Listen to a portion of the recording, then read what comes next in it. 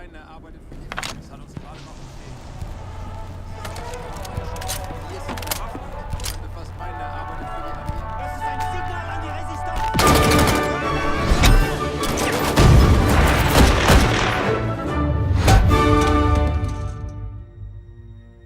With Medal of Honor Above and Beyond, I think we're finally able to fully realize that vision from 20 years ago of putting you in the boots, allow you to see through the eyes of someone who was actually there.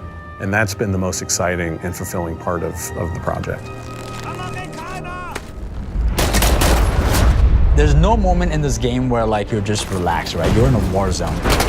You are a member of the OSS, the Office of Strategic Services. That allows us to tell a story where the player gets to go to all these incredible places. VR adds such another level to it just because people want to naturally interact with things how they do in the real world.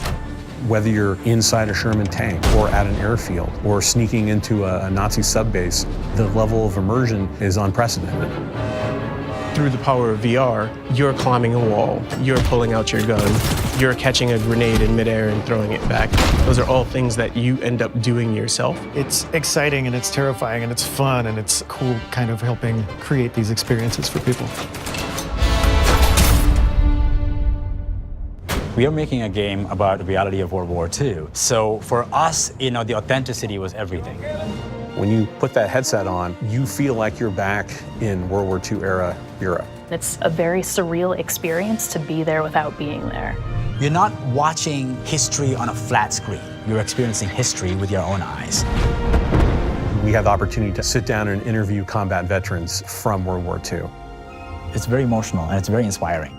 And that's what draws us to dive deep for our characters. And putting you as the player on an adventure that spans some of the biggest moments of the war.